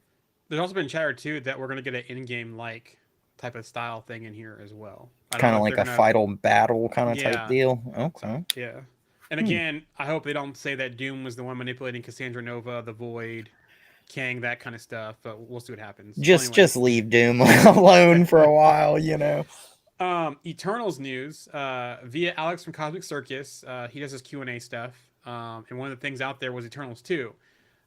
It was being developed, but has now been postponed since it's not a priority at the moment. I almost don't know if we need an Eternals 2. I wouldn't mind seeing the follow-up with Star Fox and Pip, and what happens to the team. But I also would rather see some of those characters in other projects. Like we know that Cersei at one point's an Avenger. We'd like to see what happens with Dane Whitman and / Black Knight. Do we really want to see what happens with the rest of them? Kind of thing. Yeah. I mean, I think there are two pathways for them, right? Like we know Star-Lord is part Celestial and he's on Earth. So why not make a U-turn, go back to Earth and bring him into an Eternals 2 movie and then do that? Or, it seems like they're in space now. They're talking to Star Fox and Pip the Troll and everything, and it seems like they're getting ready to go after to try and free the Eternals that were taken by Arishem. So why not bring in the new Guardians of the Galaxy and bring them into the Eternals 2 movie and make it like a team up movie between both, with Rocket leading the new Guardians or something, and you don't even have to bring Star-Lord into it. But it's just interesting because he's part Celestial, so you could do that if you wanted to. Well, you could have a cameo from Star-Lord and they could call it Eternal Guardians. There you go. That would be cool. That'd be cool. That'd be awesome. It's not Guardians of the Galaxy 4. It's not Eternals 2. It's Eternal Guardians. And basically, they're teaming up to save Phastos, Cersei, and Kingo. In which we have Pip the Troll, we have Star Fox, then we have Athena and Makari and Druid. Yep. As well. And then maybe they go to Star-Lord just to kind of see, if he can help them. Maybe we see like Kingo's valet and Sprite find Star-Lord, be like, hey, we know you're part Celestial. Can you give us any advice or how to communicate with your team? Somehow he gets in contact with the Guardians. The Guardians come in and swoop up the valet and Sprite, and they, a little scene there from Star-Lord. They go off, to find the rest of them, and there we go. I don't know. So. And you got Star-Lord, Peter Quill's on Earth, right? He's hanging out with his grandfather, I believe it was. Yep. Like, he's older now. I'm not trying to sound terrible here, but let's imagine his grandfather passes. What's holding him to Earth anymore, right? Like, he came back to Earth to kind of like spend time with his grandfather, get to know him, get to kind of know a little bit about his family, get to kind of get back to a normal life. But like, let's imagine that his grandfather passes. I honestly think that could be one of those things where it's like, hey, let's get back in the saddle, let's get back off Earth and go out there and go do, more Star-Lord things. So. He could also want to stay too, because he knows maybe he's like out the research and the impact of Ego's things on Earth. Maybe he's got other family in Missouri that he's wanting to meet and hang out with. That whole neighbor kid that he mentions, that could lead to something else too.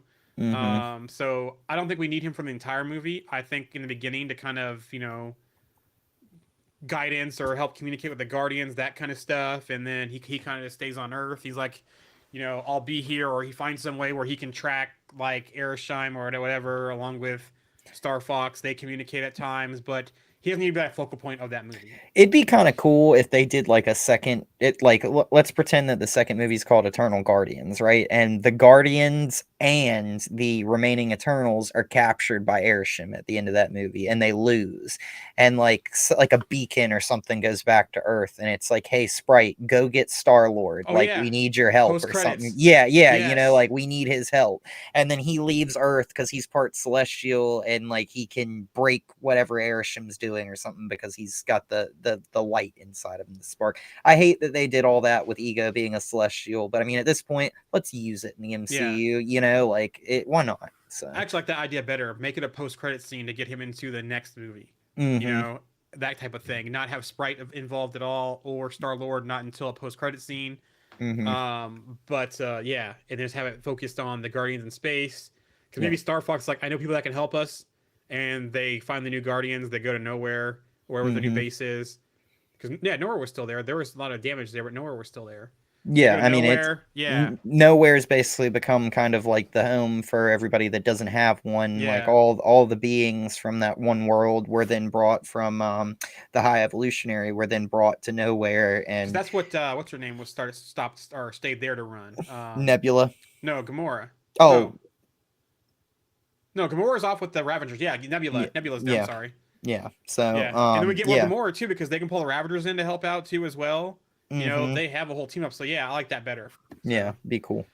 Fantastic Four news. Rumor is that Puppet Master will be one of the classic villains featured in the first act of Fantastic Four, and basically this is John Malkovich's character.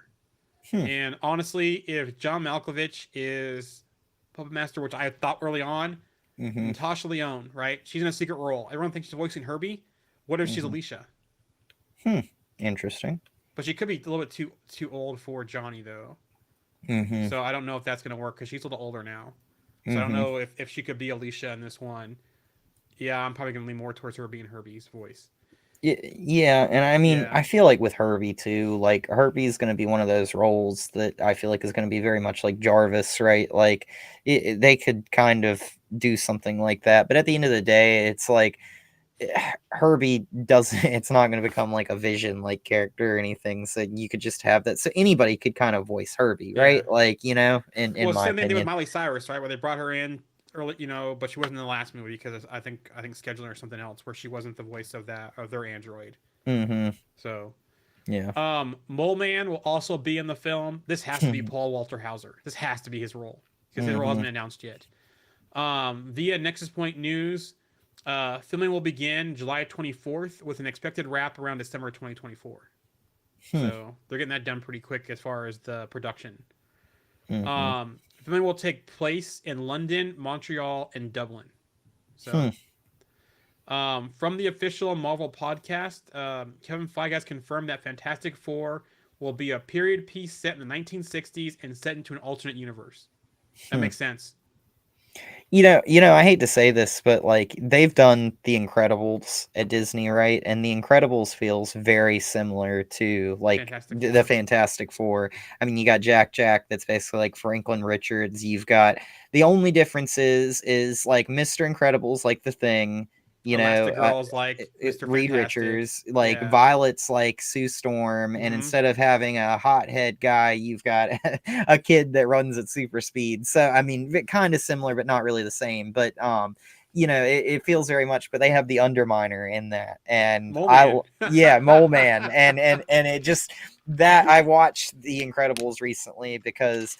I love The Incredibles, and somebody I know hadn't seen the second one. I was like, oh my god, you got to watch the second one, and then I fell asleep during it, which was very sad. But I love that second movie. It was so good. I hated that we had to wait so long on it, but I feel like The Incredibles is almost a great blueprint to do something similar with the Fantastic Four. It's like I'm not going to call it like a period piece, but in The Incredibles, it is kind of an older time, right? Like it feels like it's kind of 50s, 60s, kind of type of thing. So it kind of fits a very similar kind of narrative, I think, as the Fantastic Four. So I almost feel like if it's a period piece and we're going to see those two classic villains, I almost wonder if they're going to take a page from the cartoon and where on the cartoon they're on a one of those talk shows and they're telling how things came to be and they're doing flashbacks of Puppet Master, Mole Man, and then they have to face a new villain in that film, whoever that is, Galactus comes or whatever. I think that might be a way where their powers are already established, but they're telling us a story. And maybe they have to do some fight with Galactus, or we get the tease of it because we know Galactus is in the film, and that's how they get into this universe, or some kind of thing opens up where there's an incursion. I don't know, and that's how they come together for Secret Wars, or unless they're going to keep them separate until post Secret Wars. I don't know. And if they do say Mole Man, right, and it's like a period piece, like let's pretend that they're in the 60s. Mole Man is a great 60s villain, right? Like, and then if they somehow end up in the future, you don't need a Mole Man in the future. You could do that as like you could do that as like those were old villains, like back from a long time ago, like back in the day. Yep. So it'd be kind of cool. Yeah. Kevin Feige also said which project excites him the most. Well, the corporate answer is they're all our babies and we love them all equally. and I'm very excited for Deadpool and Wolverine, and then Agatha All Along, and Captain America: Brave New World, and Thunderbolts with an asterisk, and the new Daredevil, and that's true. But if you want the real answer, if we're trying to get real on this podcast, the answer is Fantastic Four. Hmm. Marvel's betting huge on this film. Fantastic Four. Yes. Interesting. Wonder Man. From the official Marvel podcast, Kevin Feige teases the upcoming Disney Plus series Wonder Man, starring Yahya Abdul-Mateen II. It's extremely difficult than anything we've done before. Brad Winderbaum will be next week on the Marvel official Marvel podcast, and remember, Brad is the head of Marvel Television lineup, so we'll get more stuff on that next week on that one. And the guy that's playing Wonder Man is the same one that played Black Manta, right? Correct. Yeah, I did. Man, he is a phenomenal actor. Yeah. Like he did great as Black Manta. You know, Yep. It's really sad that Aquaman's not going to get a third movie. Not that I love Jason Momoa so much as Aquaman, but seeing him as Black Manta in 2 movies was just great. I would love to see him kind of come back. You know, even though, like, I mean, in that second movie where Aquaman's like, "Hey, grab my hand," and he's like, "No," and he just like lets himself fall. It is just like the ultimate, like, the pride comes before the fall, literally, moment. You know? Do you ever watch like old school wrestling, like in the 80s? Oh no, Okay.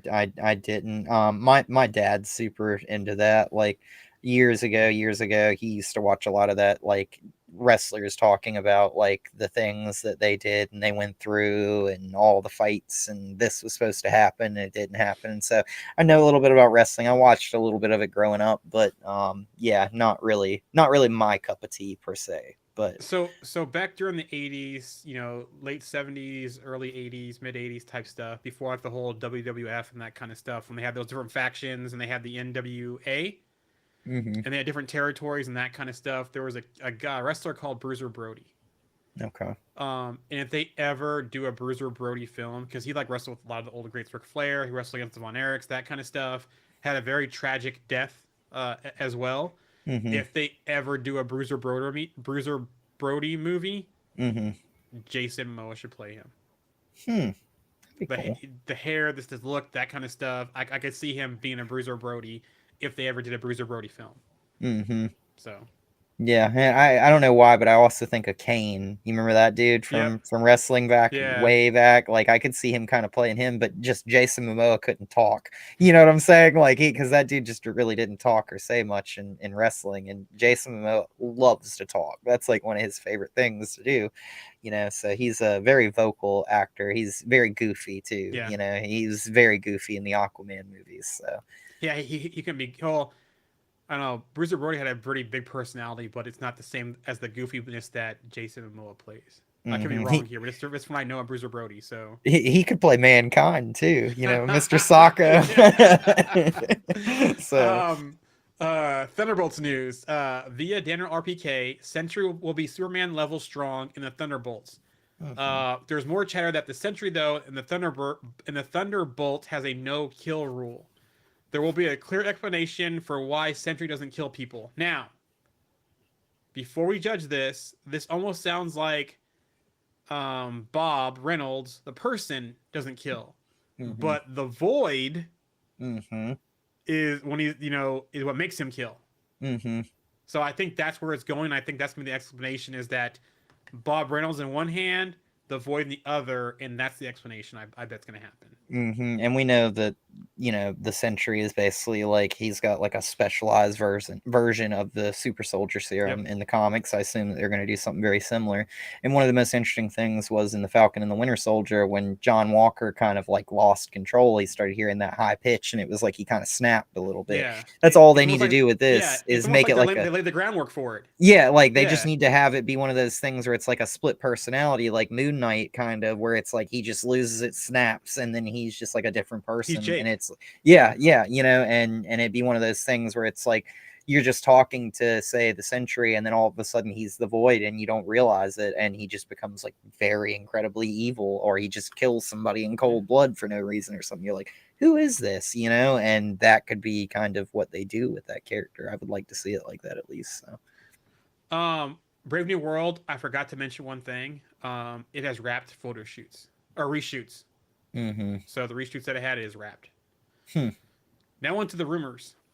And this is where it's mixed news about this. Thor 5 and Black Panther 3 will be after Avengers Secret Wars. But again, I've heard that it could be before as well. So there is conflicting information about that. Now, the other rumor here is Odin and Frigga will return in Thor 5. Interesting. Flashbacks? It's got to be. Multiverse? I mean, yeah, I mean, it's got to be flashbacks, right? Like Hell? Or not Hell, but Valhalla, maybe? Yeah, but I mean, Odin kind of turned into, yeah. I mean, I guess it would be Valhalla, right? Like Yeah. Odin kind of turned into that dust and then kind of just disappeared. Frigga, died in what was it? Dark Thor World. 2, Dark World. Yeah. Yeah. So yeah. I mean, it's got to be Valhalla. We know that Natalie Portman's in Valhalla as Jane Foster now. We know that Heimdall. Yeah, I was gonna say Idris Elba, but yeah, it's one of those things where it's definitely there. They presented that at the end of Thor 4 or Love and Thunder, so why not? You know, like and if we go with more Greek gods and the whole thing with Hercules versus Thor at the beginning before they team up and defeat Hades, possibly, and maybe Hades has some dealing with them being in the afterlife, that kind of stuff, the underworld. I hope that they're not going to do that, though, if they're in Thor 5, because Thor dies and they welcome him to Valhalla. That would be awful. What if he doesn't die, though? So remember, too, that, there's ways that they can go back and forth between the underworld and the real world. We've seen that in other Greek mythology movies. So what if somehow this is, I think we talked before where I talked about this could be the whole thing with Hades and manipulating things and trying to do some stuff, and that's why at first Zeus has to go. Zeus sends Hercules after Thor. They fight. They kind of go to a draw, and they kind of realize, and then maybe Zeus realizes that something else is going on here, or the Pantheon realizes something else is going on here. Zeus in a weakened state. Hades is trying to take over. They have to team up to defeat Hades. In that whole thing, they go to the underworld, which they could get to Valhalla, and we see all the band in Valhalla, possibly. And they have to defeat Hades and make Hades the villain. I think it's a storyline. I can't remember what storyline this was, but I think there was something similar in the Thor comics like this as well. I gotta go look it up, but I remember vaguely something like it's being familiar, and so they could play on that for the next movie, which I think will be great. Yeah, and I mean, we've seen Loki pretend to be Odin, so it wouldn't be surprising if somebody else is, making a hallucination or making like a projection or pretending to be pretending to be Odin, so yeah, I mean, they could definitely do a lot of different things with that, The last thing here is that, according to Deadline, Kevin Feige will return with an eye on a big Sunday presentation at Comic-Con. So Marvel's back this year. From the official Marvel podcast, Feige also said, we start shooting the Monday after Comic-Con. The day after Comic-Con is the first day of filming of Fantastic Four. So he also talked about Comic-Con on the podcast. So it does sound like, and possibly we're probably going to get Agatha. We're probably going to get Thunderbolts. Probably get Brave New World stuff from there. Maybe Wonder Man. Maybe Daredevil. So there's a lot of projects that we could get some information on that have been shooting at Comic-Con. Daniel Abrique also said that he heard that Marvel plans to reveal a lot at Comic-Con this year, possibly even more than D23. So that's all the Marvel news. We have some Percy Jackson universe news. Ooh. The Kane Chronicles. Via Nexus Point News, the Kane Chronicles series is in development at Disney+. A series adaptation of Rick Riordan's... Riordan. Rick Maines. Oh, sorry. Riordan's. The Kane Chronicles trilogy is in development at Disney+, which is home to the sister series Percy Jackson and the Olympians. The series is being described as being set in the world of Percy Jackson, similar to Percy Jackson and the Olympians. Riordan will come on board as writer and executive producer for the series. Okay, so there you go. Cool. That'd be kind of cool. I haven't read those books, so I might read those books. I know my son read the Percy Jackson stuff, and I think we have to sit and watch the series still. But I'll see if he wants to read those books too. The series was, I think, better than the movies. I think Jamie and I and a few others have discussed that a few times. I read some of the books growing up. I read The Lightning Thief, The Sea of Monsters, a few others. I went to Christian schools growing up, and they used to keep the good stuff underneath the tables at the book fairs. And I would go in there and dig underneath the tables, and I found The Lightning Thief, and it was Greek mythology, so they didn't want us buying it. Yeah. But somehow I managed to get one out of the book fair and buy it. And I read it, and then I like went to Barnes and Noble like immediately after and bought The Sea of Monsters and everything like that. And I love those books. I love Greek mythology, so they were awesome. And honestly, I think that the TV show, it was really good for what it was. It's not the same as the books, but they do a really good job of sticking to the source and also not really like changing too much. But with a lot of things like that, I think that you don't want to just make the book right into a TV show. You want to make things a little different. Yeah. So you're not just voice. Yeah, exactly. And I think Harry Potter does that too, like as a good example. Not a big, I've never read the books, but I've always heard that the books are not the same as the movies. So yeah, my wife, she's done both, I think, and now my son's reading the books, and she said the same thing, that they're not the exact same. I don't really pay attention to Harry Potter stuff, so yeah. So yeah, I mean, they're great books. If you get the chance, definitely watch the show. Definitely enjoyed the show. I couldn't really get into the original movies that they made of Percy Jackson and the Olympians. So. Street Fighter news. Sony has announced that it will release Legendary's new Street Fighter movie on March 20th, 2026. The project recently lost its directors, but if they're already making an announcement and when, they must have a replacement in line already to direct the film. So I'm looking forward to that. Yeah. The last thing of the news, MonsterVerse. There will be another Godzilla movie that's been announced. It will release on March 26, 2027 in theaters. So I wonder where they're going next. I wonder what the villain's going to be, because now it seems like Godzilla and Kong are on, they're basically have an understanding now. After the past two movies. And I know that they started to open up more of, what's that world called? And they have portals now where they can get there. Hollow Earth. Yeah. And I know that they showed that new portions of Hollow Earth can be open now. Have you seen Godzilla X Kong yet? I haven't. No. Be quiet. Yeah. Godzilla X Kong shows a lot of stuff they can do and tied some things together from the previous films, building on Godzilla vs. Kong. So they have some ways they could do that. It'll be interesting to see how they do that going forward. That's all I'll say. I went to go.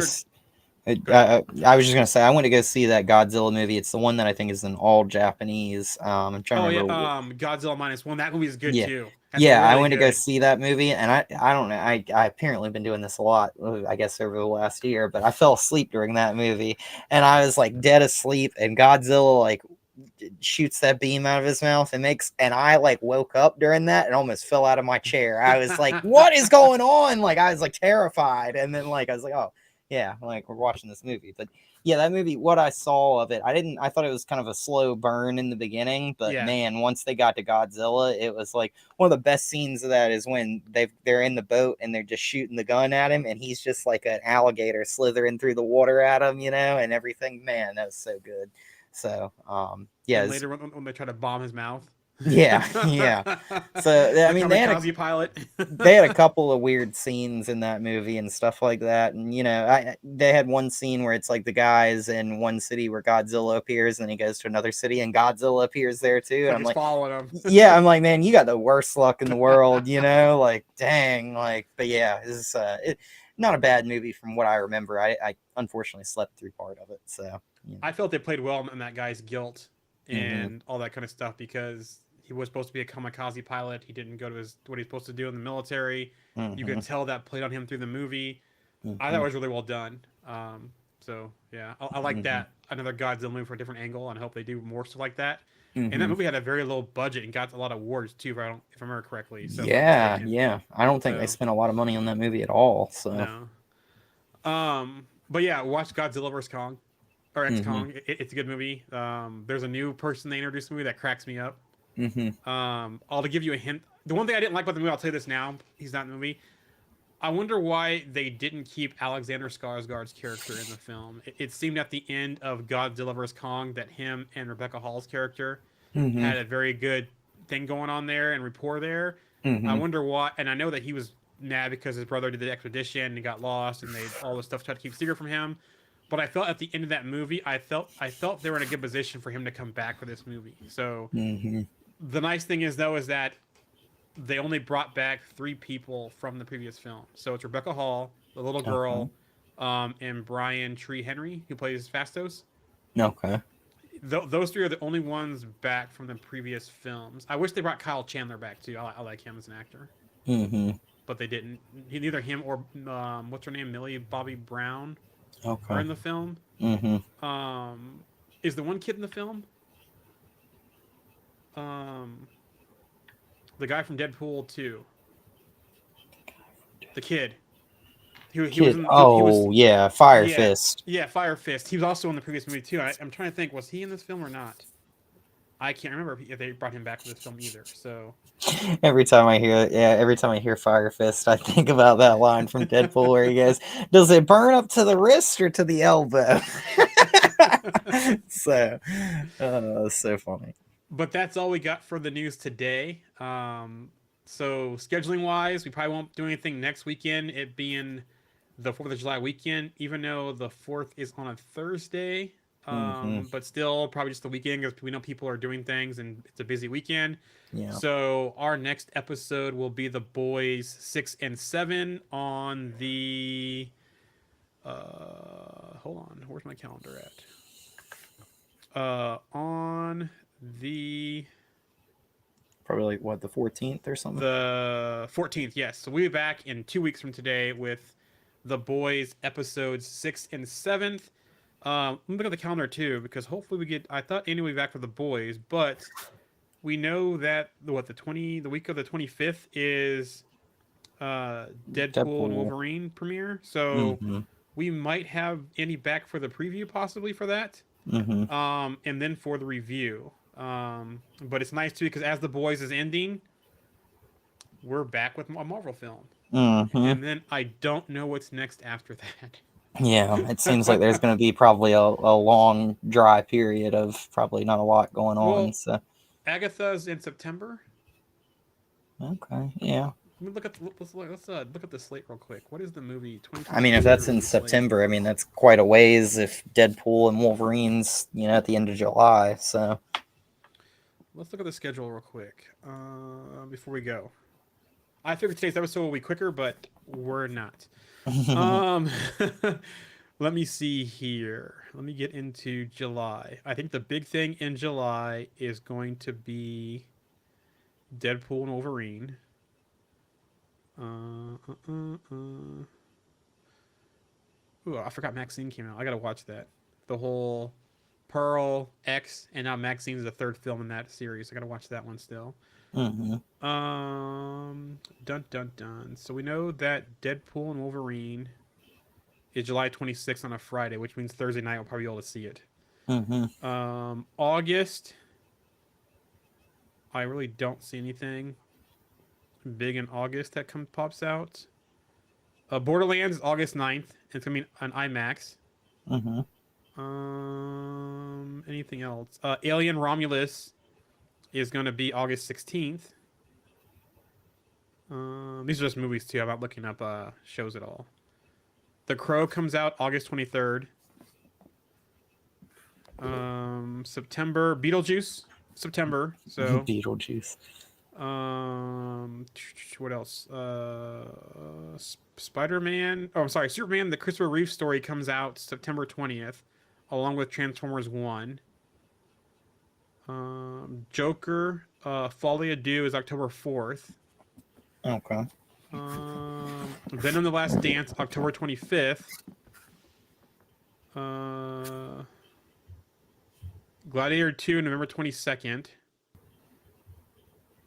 What's in December? Kraven the Hunter, December 13th. Lord of the Rings, December 13th. Sonic the Hedgehog 3, December 20th. And that's it. Did you also see, too, that it looks like Dune 3 and the new Star Wars movie might release on the same day? Or the same No, I didn't know that. So yeah, it's like Dennis... they haven't officially said it's Dune 3, but there's an untitled Dennis Villeneuve film that's coming out the same day as the next Star Wars film. or the same weekend. So I wonder if that's going to get moved. If it's at Dune 3, I think it's in 2026. Interesting. Yeah, or 2025. I can't remember which one it is. But they're the same weekend. It's interesting. Yeah. So anyways, we'll be back in 2 weeks. Everyone have a safe and fun Independence Day weekend. Enjoy for those in the U.S. Don't lose any fingers Yes, be with safe. fireworks. Yes. So Keep eyeing your luggage. Mhm. That's it. Anything else before we go today, Alex? no, just have a great 4th of July, and we'll see you guys in a couple weeks. So Yep, I echo that. So we'll see you later. Have a good one. see ya.